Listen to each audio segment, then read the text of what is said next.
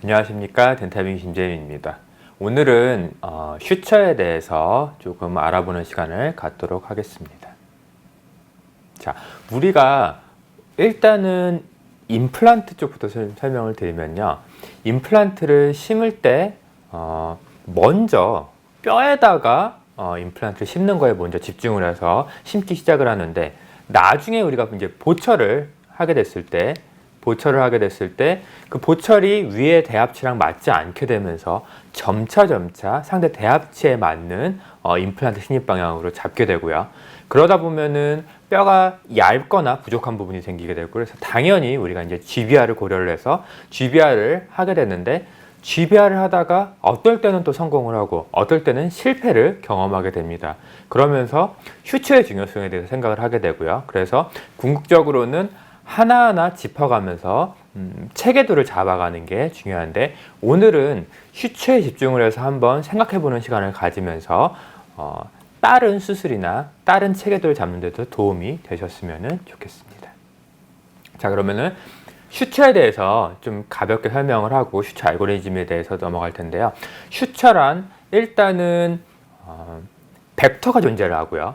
그 벡터를 적절한 텐션으로 당겨 놓은 상태에서 일정 시간 유지를 하는 게 가장 핵심 요소라고 생각이 됩니다. 그래서 우리가 보통은 1, 2주 정도의 스티치아웃을 하게 되는데, 멤브레인 홀딩 슈처 같이 GBR의 키 슈처가 되는 경우에는 대략적으로 4주 정도 홀딩을 해야 되는데, 그래서 우리가 노팅을 했을 때 이 잡아주는 게 약 4주 정도 풀리지 않고 유지가 되는 게 굉장히 중요하다고 생각이 듭니다. 자, 케이스를 보면은 이와 같이 버컬본이 많이 꺼져 있는 경우에 임플란트를 적절하게 포지셔닝을 잡고 링궐 쪽에 1mm 전종골을 남긴 상태에서 픽스처를 식립을 한 상태라고 하더라도 이쪽 부분이 많이 꺼져 있기 때문에 픽스처 스레드가 하나가 노출이 되어 있습니다. 이 상태에서는 간단하게 버컬에 이제 GBR을 하면은 완성이 되는 케이스인데요. 여기에 이종골을 이식을 하고 당연히 이 부분에는 멤브레인으로 해당 부분을 덮게 되죠. 이 해당 부분을 덮은 상태에서 이 멤브레인을 슈처로 얼마나 잘 고정을 하냐에 따라서 GBR이 성공이냐 실패냐 두 가지 중에 하나로 결정이 되고요. 또는 GBR이 더 많이 녹느냐 아니면은 많은 부분을 우리가 본으로 다시 확보를 할 수 있느냐가 결정이 됩니다.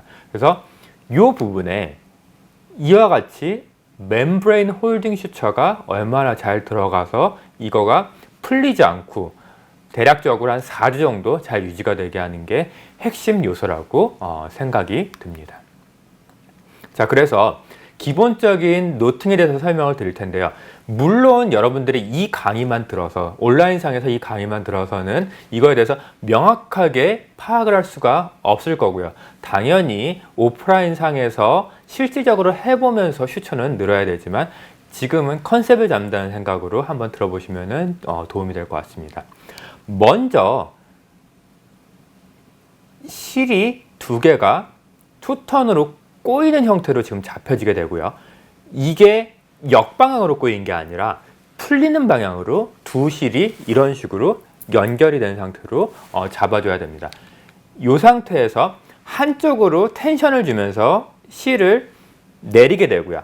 아래로 쳐도 되고 위로 쳐도 되고 해서 두 개 꼬여진 노팅이 한쪽으로 모아지면서 텐션이 걸린 상태로 이게 풀리지 않은 상태로, 그 다음에 한번 반대 방향으로 꼬아서 이 노트를 묶어주면은 해당 부분이 노팅이 완성이 되는데요.